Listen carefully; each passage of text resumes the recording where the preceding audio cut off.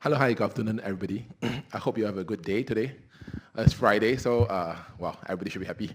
So, so today we'll just roughly run through how we use AI to build Carro.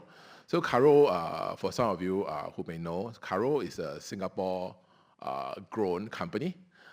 Predominantly, all the founders are mainly Singaporeans, and this is actually one of the few unicorns in Singapore that are the value at above 1 billion that actually have a strong Singapore core to it. So we approach our AI in a way that we try to look at drawing insights efficiently, effectively, and with that itself, this actually allows us to expand quite rapidly in the region. We do more than 10,000 car sales on a monthly basis, and our revenue is GMV is above 1B, probably going to be 2B or 3B this year. So yeah, so that's basically what we are doing. Currently, I'm the chief scientist at Carro, and also I run the Indonesian marketplaces. Interestingly enough, as I spoke to Philip today as well, there's the next speaker. A few of us data scientists or data-driven people actually eventually went into businesses because we understand the data the best. But that being said, let us talk about what Carro is about, okay? Shall we? Oh, yeah, cool. Okay, there should be a video that goes after this, so it's a very shameless plug.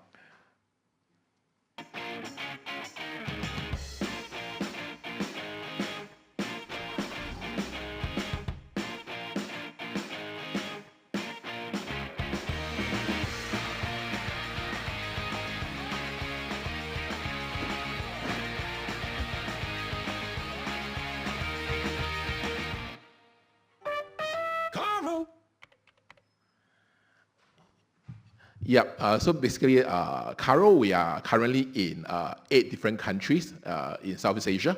So we have businesses in Singapore, Malaysia, Indonesia, Thailand, Japan, Taiwan, as well as Hong Kong, which we recently entered. So, so basically itself, what we do in Carro itself is basically trying to facilitate transaction, as all marketplaces do. The more transaction facilitate, the more relevant we are to the ecosystem, of course, to our share value and so on and so forth, right? So I'm Brian. So I used to study nuclear science particularly on machine learning and computational physics a long time ago. So at that period of time itself, data science wasn't invented yet, So people who study like all these computational people are actually nerds, We are not very popular at all, and salary wasn't very good either. So at that point of time, it was just, we just like numbers, so we do it, kind of stuff. In the nuclear, however, there's some analogy that we learned in nuclear science which we thought might be relevant to why people look at AI or why people embrace AI. The key idea is that just like how in the nuclear reactor itself, you got many neutrons, and neutrons, hit nuclei and produce more neutron, which produce more reaction, which produce more neutrons, and so on and so forth. There's this chain effect. Okay. Similarly, itself, using data itself in data science, there's also this chain effect. How every transaction actually give rise to many data points, and these data points facilitate even more transaction, and so on and so forth.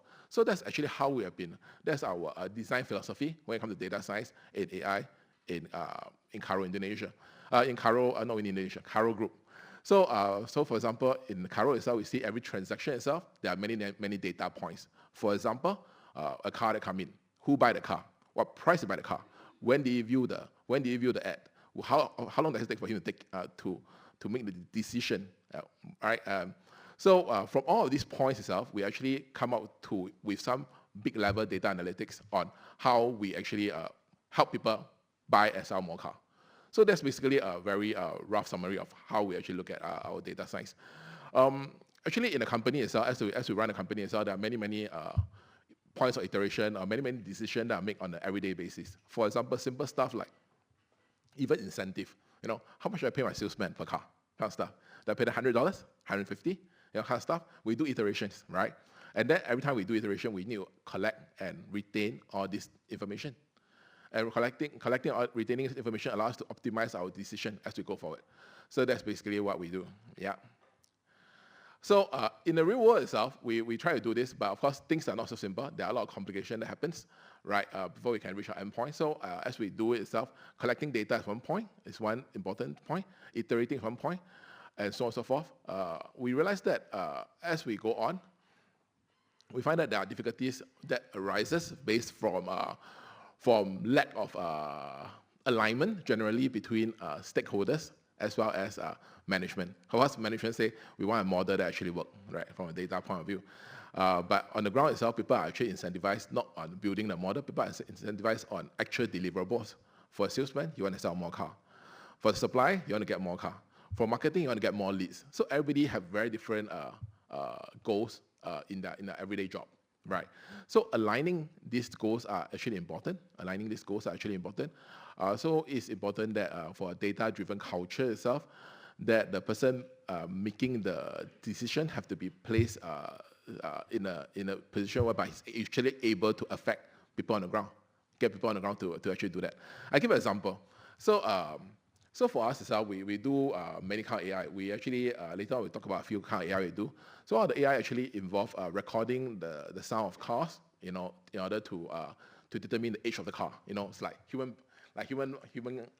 beings, right? When you go to the gym, people say your real age is, like for example me, my real age is about 42, but my physical age should be 60, because I'm like a bit plump and a bit heavy, a bit clumsy, and so on and so forth. Right. So that is actually also the case for cars. So, when you drive a car itself, you maintain a car itself, the car sounds different after you come back from workshop, right? Everybody says that, correct? But then, how do you quantify that?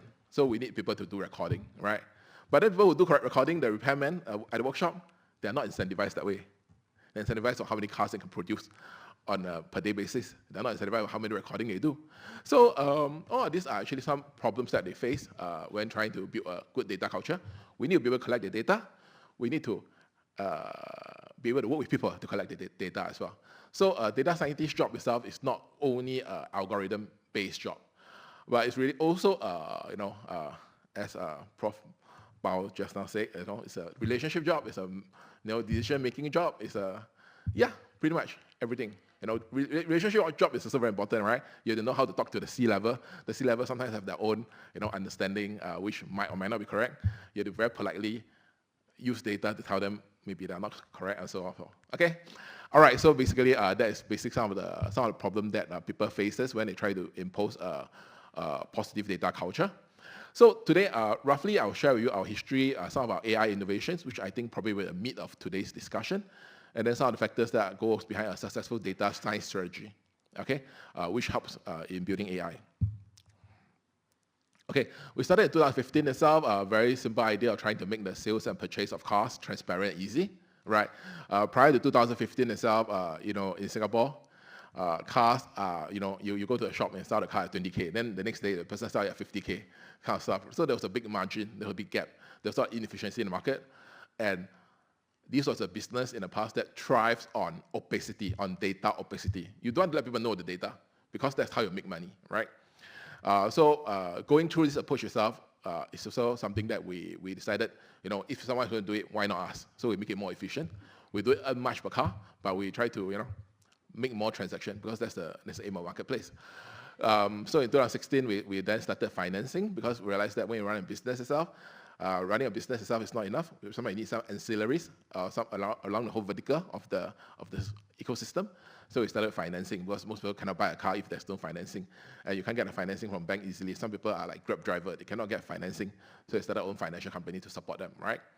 Then in 2017, then we went to Indonesia and Thailand. Currently, I run the Indonesian marketplace as well, which is a pretty good marketplace.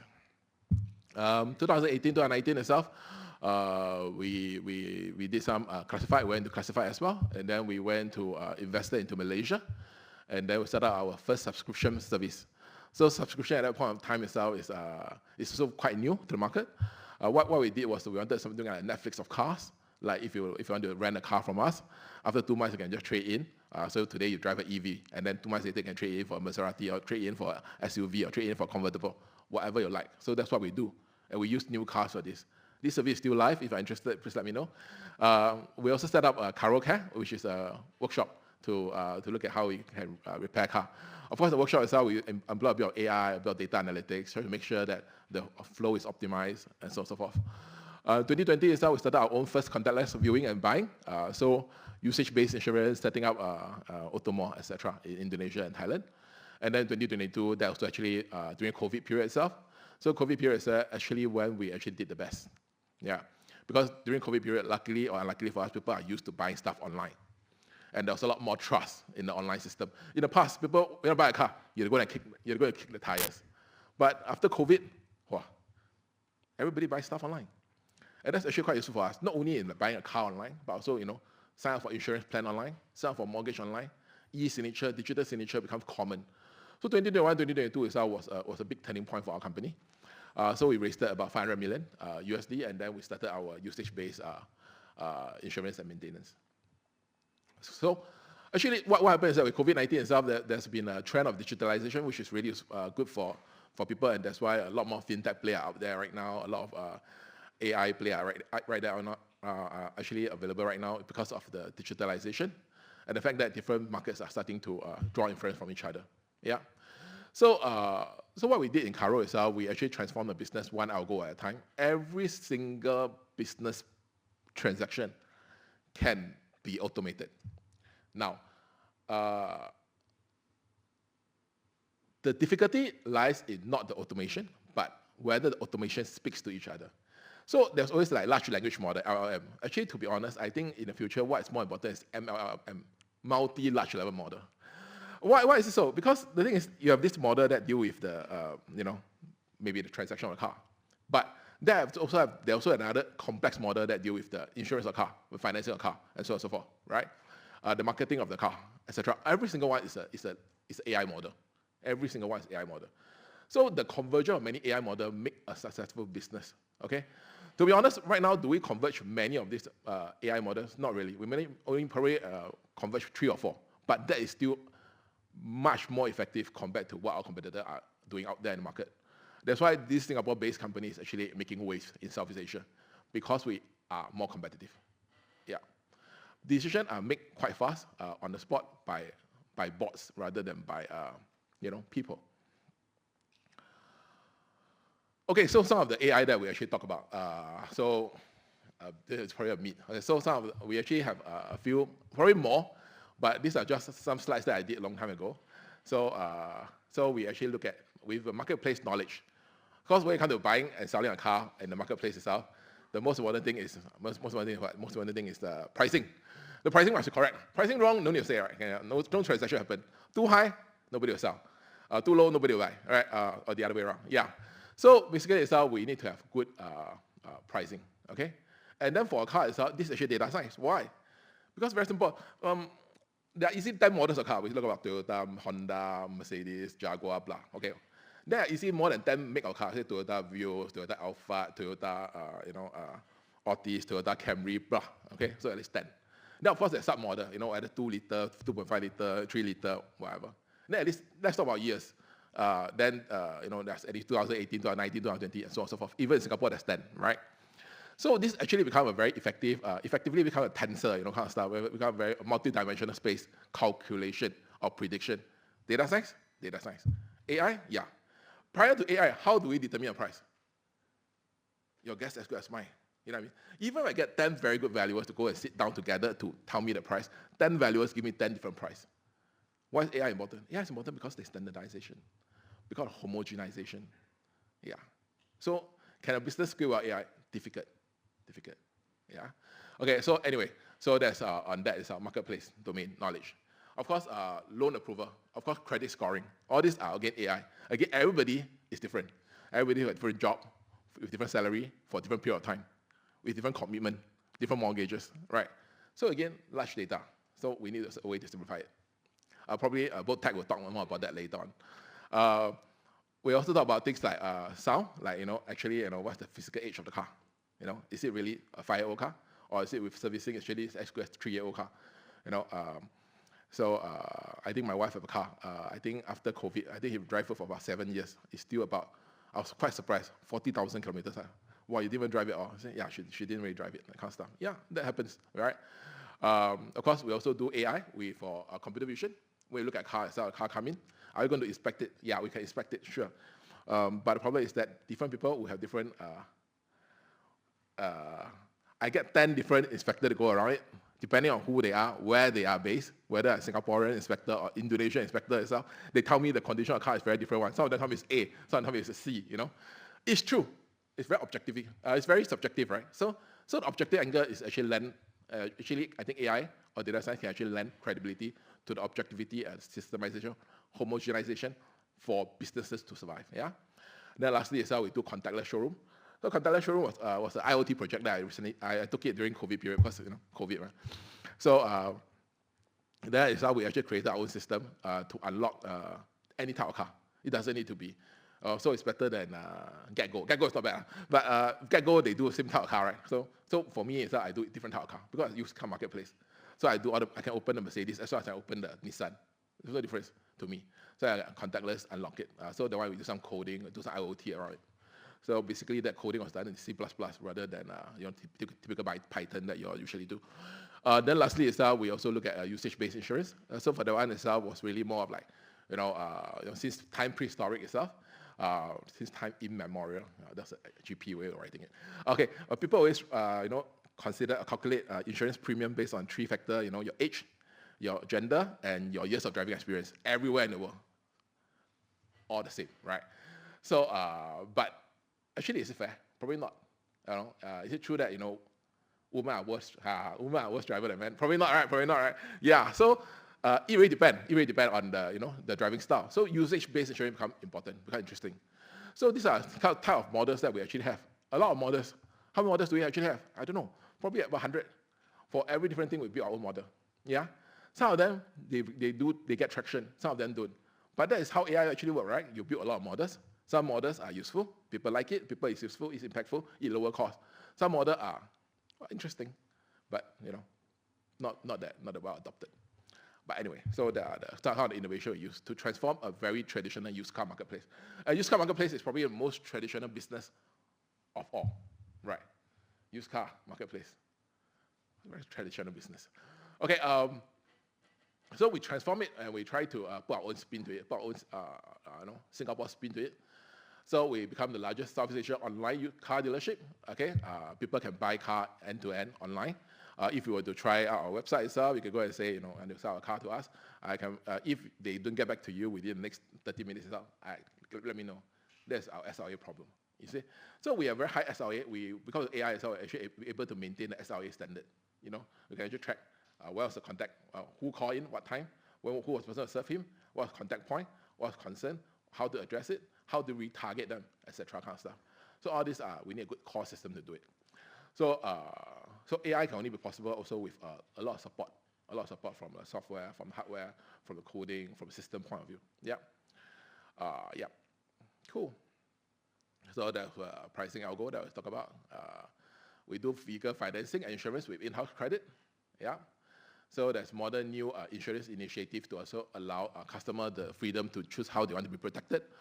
We did this as a collaboration with NTUC Income, whereby we charge people on a per kilometer basis rather than a per year basis. So if some of you don't drive so much, you work from home frequently, you can come and try the Carro insurance. The Carro insurance is based on a per kilometer basis. So again, how do you do that? We calculate the risk per kilometer, first mile risk. And that's basically data science. So we try to change the way we do business, and we put our money where our mouth is. We literally try it.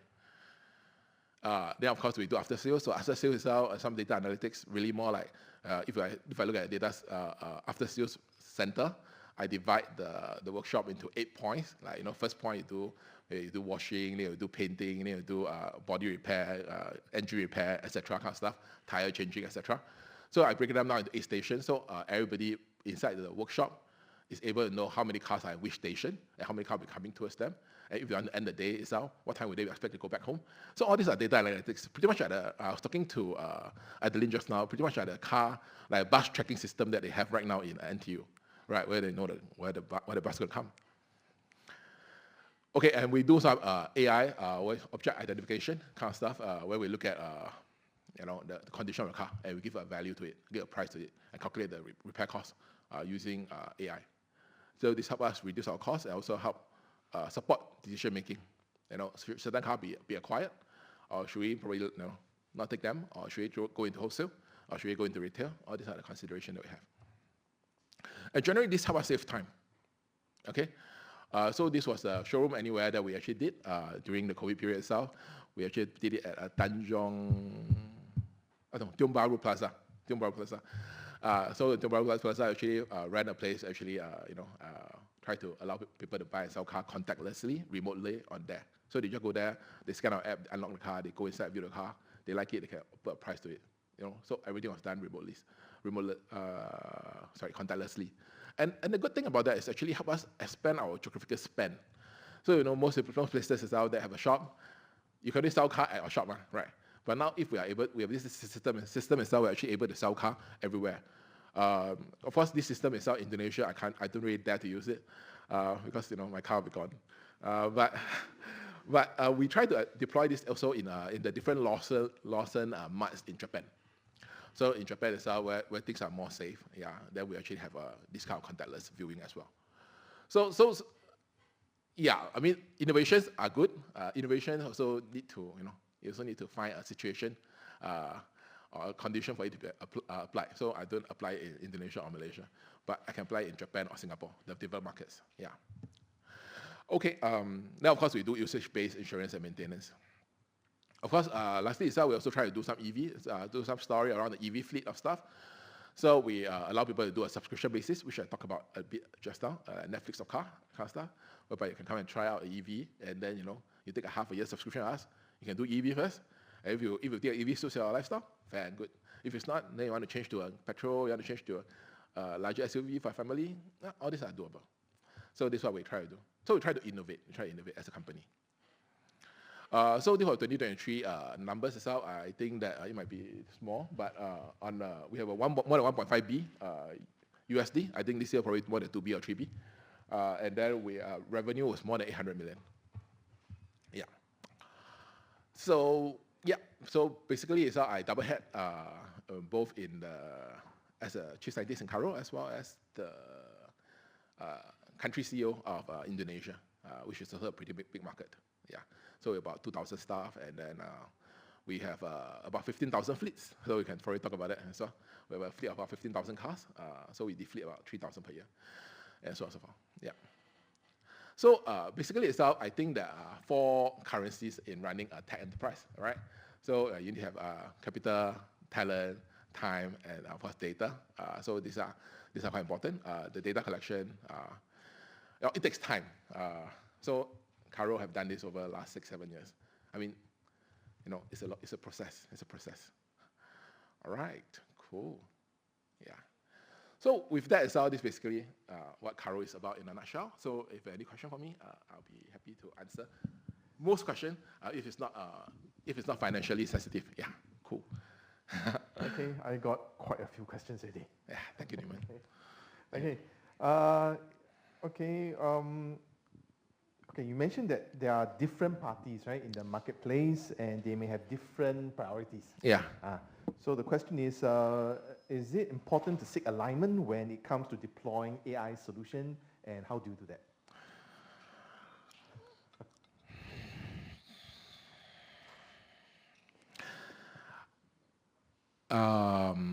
It's important to seek alignment, but as with most things in the office or workplace, there are often relationships that you need to manage. They call this office politics, but well, we call it management of relationship. Correct. Okay. I think there are a couple of questions that are quite similar, but maybe I will phrase it in my own terms because I'm most interested in what you mentioned just now about that all business processes can be automated, and that you have many different models, but you have successfully managed to integrate several of them.